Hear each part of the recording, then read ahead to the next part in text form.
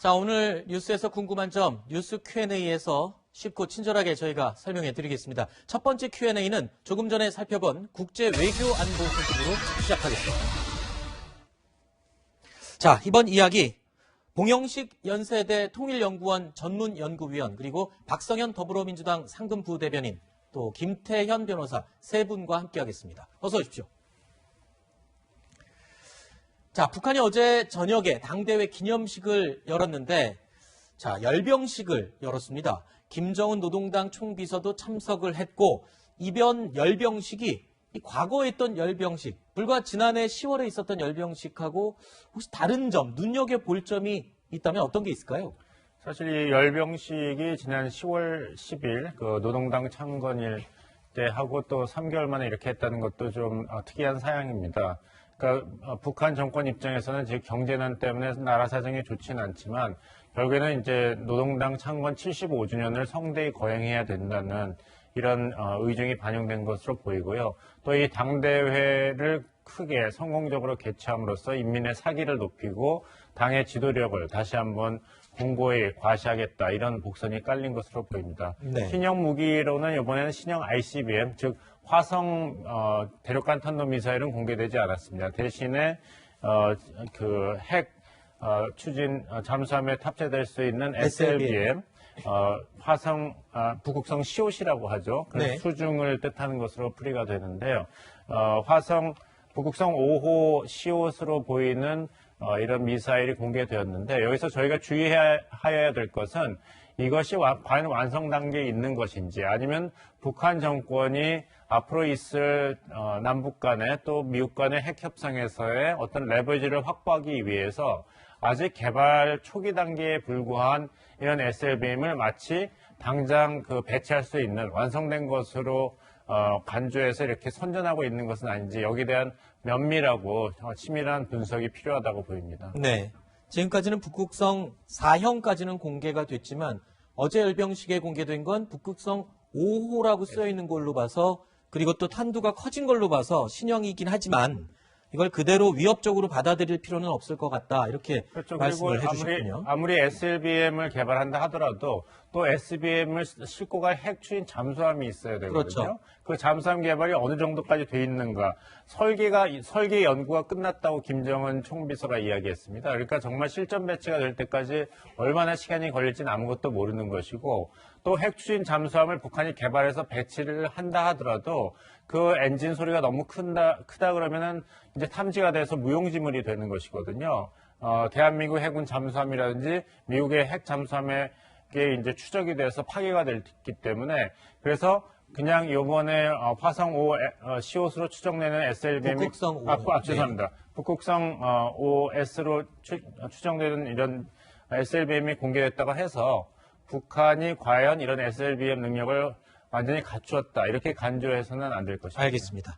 자, 열병식 하면 이 대내외에 메시지를 전달하는 목적도 분명히 있을 텐데요. 과거에 김정은 총비서 미국 바이든 차기 행정부를 통해 이런 메시지를 보낸 적이 있죠. 해군의 현존 수중작전 능력을 현저히 제고할 확고한 전망을 열어놓고 새로운 핵 잠수함 설계 연구가 끝나 최종 심사 단계에 있으며 새로운 조미관계 수립의 열쇠는 미국이 대조선 적대시 정책을 처리하는 데 있다고 하면서 앞으로도 강대 강, 선대 선의 원칙에서 미국을 상대할 것이라는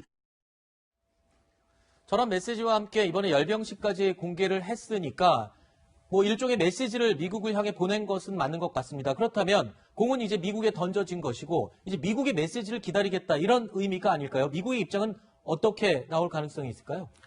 일단은 이제 바이든 행정부에 포진된 이 국무부 또 그 안보 팀을 보면은 북한과의 협상에서 이제 많은 경험이 있는 사람들이 있습니다. 또 이란과의 그 포괄적인 핵 타결을 했던 경험이 있는 사람들이 많기 때문에 네.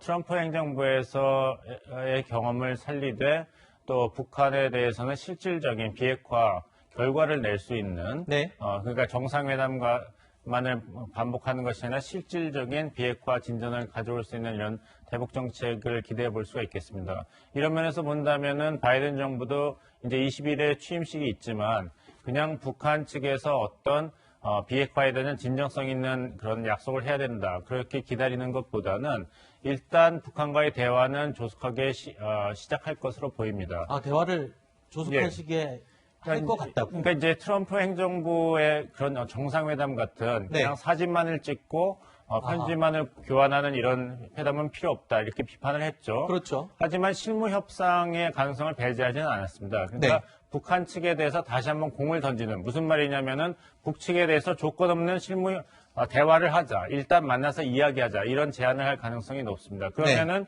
바이든 행정부로서는 적어도 이제 그 한미 연합훈련이 시작하는 초여름까지는 북한과의 대화의 끈을 놓지 않음으로써 네. 북한의 이제 도발을 막는 그런 효과를 기대해 볼 수도 있고 네. 그 실무 대화가 만약 진정성 있고 또 높은 단계에서 비핵화 협상으로도 발전될 가능성이 있기 때문에 네. 바이든 행정부는 이제 전략적 인내 정책을 피기보다는 북한에 대해서 의외로 대화에 있어서는 조건 없이 나설 가능성을 배제할 수 없습니다. 네. 자, 바이든 행정부 출범과 동시에 북한과의 대화가 빠른 시일 안에 이루어질 수 있도록 노력할 것 같다라는 분석인데, 물론 트럼프 행정부와는 이 다른 목적과 형태가 될 것이다. 보다 현실적, 실질적인 성과를 얻을 수 있는 방향으로 갈 것이다. 이렇게 분석을 해주셨는데, 이 북한의 2인자 얘기를 안 할 수가 없습니다. 김여정. 최근에 이 직책은 좀 강등된 게 아니냐 이런 분석이 나오기도 했지만, 이와 동시에 이 우리 대한민국을 향해서 그 대남 비난 메시지를 보냈어요. 아주 신랄하고 좀 격한 표현을 써서 상당히 그 듣기 불편한 내용이었어요. 북한 건보에서 정확하게 어떤 일이 일어나는지는 알기는 참 쉽지 않죠. 근데 사실은 김여정 부부장이 얼마 전까지만 해도 오빠인 김정은 위원장 대신해서 무슨 뭐 위임 통지를 하는 건 아니냐 뭐 이런 얘기까지 있지 않습니까? 일부는 우리 국정원에서 확인도 해줬었고. 그런데 이번에 승진을 기대했는데 승진은 그냥 강등이 됐어요. 네. 그럼 역할이 없어지는 거 아니냐? 이렇게 또 관측이 있었는데 오늘 지금 또 한 얘기들 보면 13일 날 했던 담화를 보면 굉장히 이제 강도 높은 비난이거든요. 그러니까 그 열병식에 대해서 우리 이제 군 당국이 북한에 열병식이 있는 것 같다라는 어떤 그런 관측에 대해서 이제 굉장히 좀 입에 담기 힘든 말까지 써가면서 강력하게 비난을 했다는 거예요. 그리고 지금 보시는 화면은 뭐냐면 지금 김정은 위원장이 이제 시찰을 하는데 그 옆에서 보면 김여정 부부장이 대열에서 이탈한 것이거든요. 의뢰 보듯이 오빠인 김정은 위원장의 어떤 의전이나 이런 거와 별도로 막 움직이는 거예요. 북한에서 저렇게 움직일 수 있는 사람이 누가 있을까? 김정은 위원장이 시찰하는 데 있어서 김여정 부부장밖에 없다라는 거죠. 그러면 역시 뭐 북한 건보에서 일하는 데를 우리가 정확히 관측할 수는 없으나 직책상으로는 뭐 강등됐다고 하지만 김여정 위원장의 어떤 역할이나 이런 것들에 대해서는 별 큰 변화가 없지 않느냐라는 그런 관측도 일부에서는 좀 가능할 것 같습니다. 네. 자, 지금 당 대회에서 북한이 내놓은 메시지 상당히 강경한 메시지가 포함이 돼 있어요. 무력을 강조했고요. 핵체제, 핵무기를 매우 강조했습니다. 그런데 비해서 우리 정부가 해석하는 내용은 너무 부드럽게 해석을 한 게 아니냐는 일각의 비판도 나오고 있거든요. 어떻게 보십니까? 예, 그렇습니다. 이제 핵 무력을 강조한 것은 사실 어떻게 본다면 이제 북한 김정은 정권이 처해 있는 굉장히 곤란한 상황을 잘 보여준다고 풀이할 수 있겠습니다. 왜냐하면 지금 제일 시급한 것은 경제 사정의 회복인데 계속 핵 무력, 군사력 보강의 얘기를 한다는 것은 이건 앞뒤가 맞지가 않는 것이죠. 그렇죠. 그리고 이번에 당대회에서의 김정은 위원장의 보고 내용을 잘 들여다보면은 지난 5개년 전략 수행 기간 동안에 내세웠던 목표는 거의 모든 부분에서 엄청나게 미달됐다고 자인을 했어요. 특히 경제 부분에서 그렇죠. 그러면은 거기에 대한 대답이 나와야 되는데 앞으로 5개년 동안에 어떤 식으로 경제를 이끌어가겠다는 대답이 나와야 되는데 거기에 대해서는 없습니다. 자꾸 문제가 A가 있는데 해답은 B에서 찾고 있거든요. 네. 그 문제는 경제인데 해답은 자꾸 우리가 더욱더 핵무력을 강화해야 된다고 나와 있기 때문에 네. 그만큼 김정은 정권이 이제 북한 경제 사정이 어렵기 때문에 이것을 빨리 추스려야 되는데 그것을 마땅히 대처할 능력과 어떤 지혜가 없다. 이것을 반증하고 있다고 볼 수 있죠. 네. 자, 이런 가운데 미국 내부 상황은 매우 시끄럽습니다. 일부 전문가들은 지금 미국은 북한 문제를 우선시할 여유가 없다. 그러니까 북한 문제는 좀 뒷전이다라고 할 정도로 미국 내부가 시끄럽죠. 자, 혼란스러운 미국 상황. 도널드 트럼프 대통령에 대한 탄핵안이 하원에선 통과됐고요. 이제 상원 투표를 남겨두고 있습니다. 이와 관련해서 지난 12일 트럼프 대통령의 모습을 잠시 보실까요? This is concerned. We want no violence, never violence. We want absolutely no violence. And on the impeachment, it's really a continuation of the greatest witch hunt in the history of politics. It's ridiculous. It's absolutely ridiculous. This impeachment is causing tremendous anger, and you're doing it, and it's really a terrible thing that they're doing. Nancy Pelosi and Chuck Schumer to continue on this path. 민주주의를 자랑하는 미국 국의회에서 이 탄핵 얘기가 나오는 것 이번이 처음이 아니잖아요. 지금 두 번째인데 하원에서 통과된 거는 트럼프 대통령이 이번 두 번째 처음으로 또 두 번째 다 통과가 됐어요. 예. 그 트럼프 대통령은 하원에서 두 번 이제 탄핵 가결이 된 대통령이죠. 네. 첫 번째가 그 우크라이나 사태라고 그럽니까? 그렇죠. 예. 스캔들. 예. 그래서 이제 그 바이든 가족 중에 그 아들이 그 연관됐다고 해가지고 이제 문제됐을 때 그 문제에 그 사법 절차까지 대통령이 이제 관여를 하는 이런 모습을 네. 보이면서 이제 하원에서 탄핵이 됐는데 그때는 그 상원에서는 당시에는 상원에서 그렇죠. 통과가 안 됐죠. 이제 지금하고 조금 차이는 그 당시는 이제 공화당이 상대적으로 지금보다는 트럼프 중심으로 딱 뭉쳐져 있었고, 지금은 트럼프에 대한 일부 반발표가 나오는 상황이라서, 그때와 좀 다르다고 볼 수 있겠죠. 네. 자, 탄핵 투표가 실시되는 동안 미국 의회 안에는요, 정말 지금까지 보지 못했던 광경이 펼쳐졌습니다. 의회 내부가 군인들의 숙소가 아닌가라고 착각할 정도로 이제 쉬고 있는 군인들의 모습을 지금 영상으로 보고 계십니다. 저 모습, 마치 뭐 계엄령이 내려진 게 아닌가라고 착각을 할 정도의 처음 보는 모습이었어요. 그런데 이게 전례 없는 일이죠, 이렇게. 미국 의회에서는. 의회 난입 사건은 몇 번 있었습니다만 역사상으로 이런 식으로 최근에 들어서 5명의 그 사망자가 나올 정도 인명피해가 있는 건 처음이죠. 네. 지금 굉장한 긴장 상태가 계속되고 있는데 특히 20일 조 바이든 당선인의 취임식 때 혹시나 무슨 일이 생기지 않을까 해서 이제 초긴장 상태에 있는 것입니다. 네. 그런데 지금 트럼프 대통령 이렇게 표현해도 될까요? 갈수록 고립무원, 외톨이가 되고 있다라고 지금 얘기가 들리고 있습니다. 심지어 상원 공화당 의원들 사이에서도 이 트럼프 편을 드는 사람이 수가 없어지기 시작하고 또 청와대 참모진들 가운데도 편들어주는, 죄송합니다. 백악관 참모진들 가운데도 편들어주는 사람이 한 명도 없다라는 얘기가 나오는데 진짜인가요?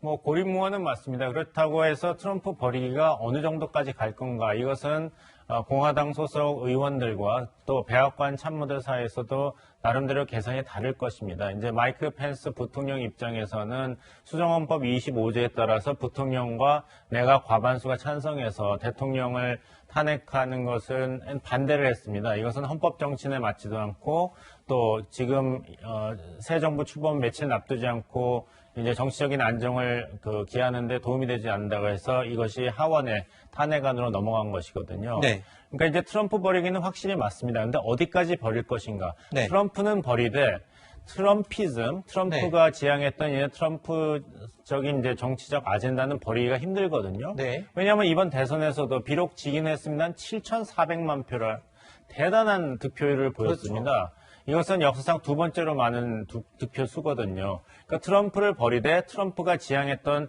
정치적 아젠다라든지 이런 이슈들은 공화당에서 함부로 버릴 수가 없기 때문에 네. 상원에서 트럼프에 대한 비판은 계속 되겠지만 과연 17명이나 민주당 측에 찬성을 해서 트럼프 탄핵까지 갈 것인가. 네. 여기까지는 좀 가능성이 높지 않다고 보입니다. 왜냐하면 20일까지 아무 일만 없으면 결국엔 트럼프 대통령은 이제 임기를 마쳐 백악관에서 나오게 되거든요. 네. 그러니까 이런 식으로 그냥 현상을 잘 관리하자 이런 무드가 아무래도 워싱턴 정가에서는 가장 주목을 받고 있는 대부분의 사람들이 찬성하는 그런 기류죠. 지금 트럼프가 뭐 하고 있는지 궁금한 분들이 꽤 있으실 텐데 지금 외신 보도에 의하면 백악관 내부에서 그냥 TV만 보고 그 안에 계속 있다라는 내용이 전해지고 있어요. 사실 트럼프 대통령 입장에서도 특별히 뭐 할 수 있는 건 없는 거잖아요, 지금. 별로 할 수 있는 건 없죠. 하지만 굉장히 분노에 차 있기 때문에 굉장히 감정적이기 때문에 불안정하다. 이런 이야기는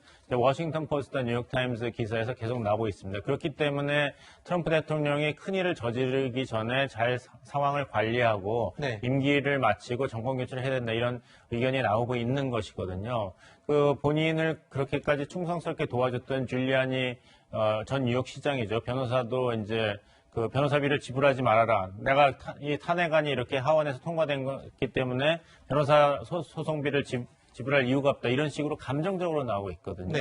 그러니까 아까 고립무원이라는 말씀을 하셨는데 트럼프 네. 대통령은 현재 굉장히 감정적으로 불안정하기 때문에 고립무원을 더더욱 자초하는 상황으로 네. 계속 끌고 가고 있습니다. 방금 줄리아니 시장 이야기를 언급하셨으니까 추가로 하나 더 질문을 하자면 지금 트럼프 대통령이 원래 사업가 출신이라 이 돈 버는데 굉장히 예민하고 다양한 사업을 하고 있잖아요. 그런데 뉴욕시하고 관련된 사업도 줄리아니 시장이 모든 계약을 다 파기하겠다, 깨겠다, 취소하겠다 이렇게 밝혔어요. 이렇게 되면 트럼프 대통령이 경제적인 손해도 많이 본다면서요? 그러니까 트럼프 대통령에 우리가 속을 들어간 건 아닌데 네. 탄핵보다 적어도 무섭지 않겠어요? 탄핵은 어차피 탄핵돼도 임기는 다 맞추는 거고 네. 탄핵되면 이제 차기 대선 이제 출마 못하는 뭐 그 정도인데 뭐 차기 대선 출마한다고 그래도 뭐 4년 후에 공화당 경선 통과할 수 있어요. 장담 못하는 거 아니겠습니까? 네. 그런데 지금 보시면은 제일 중요한 돈 여기에 문제가 생기는 거예요. 왜냐하면 보세요. 지금 워낙 이제 트럼프 대통령의 어떤 문제가 지금 발생돼 있고 그다음에 하원에서도 이제 내란 선동 아니겠습니까? 혐의 네. 자체가. 그러니까 뉴욕시 이제 줄리아니 시장 같은 경우에 그 뉴욕시 아이스링크 사업권을 트럼프 대통령이 줬다는 거예요. 근데 그 사업권 계약 파기하겠다. 왜? 귀책 사유가 있으니까 이런 거죠. 네. 그다음에 LPGA PGA 같은 경우에요. PGA 챔피언십 대회를 원래 트럼프 대통령이 소유하고 있는 골프 클럽에서 했는데 그것도 변경하겠다. 저게 그냥 단순한 계약 위반이 아니라 저런 어떤 사업권이라든지 장소 변경 이런 계획 그것들 보면 당연히 그 수익을 받는 트럼프 대통령 측에서 어떤 불명예스러운 문제가 생기면 계약을 파기할 수 있다는 조항은 당연히 들어가지 않겠습니까? 그렇죠. 그런데 지금 현직 대통령인데 좀 내란 성동 혐의로 탄핵받게 생겼으니 하원에서 통과됐고 저 계약 파기를 할 수 있다는 거죠. 그리고 가운데 있는 건 참 재밌는 건데 우리 예전에 크리스마스 때만 항상 해주던 라울로 집에 투 보면 당시에 이제 트럼프 씨가 당시죠. 카메오로 출연하는 게 있어요. 그 부분을 통편집했다는 거예요. 또 더 재밌는 건 주인공 맥컬리 컬킨이 너무 좋다 뭐 이랬다는 거 아니겠습니까? 네. 그래서 이제 트럼프 대통령이 여기저기서 미국에서는 본인의 지지자를 제외하고는 대부분의 어떤 국민들로부터 좀 외면받고 있는 상황인 것 같습니다. 알겠습니다. 자, 이번 이야기는 여기서 마무리하도록 하고요. 교수님은 여기서 인사를 드리겠습니다. 나와주셔서 고맙습니다.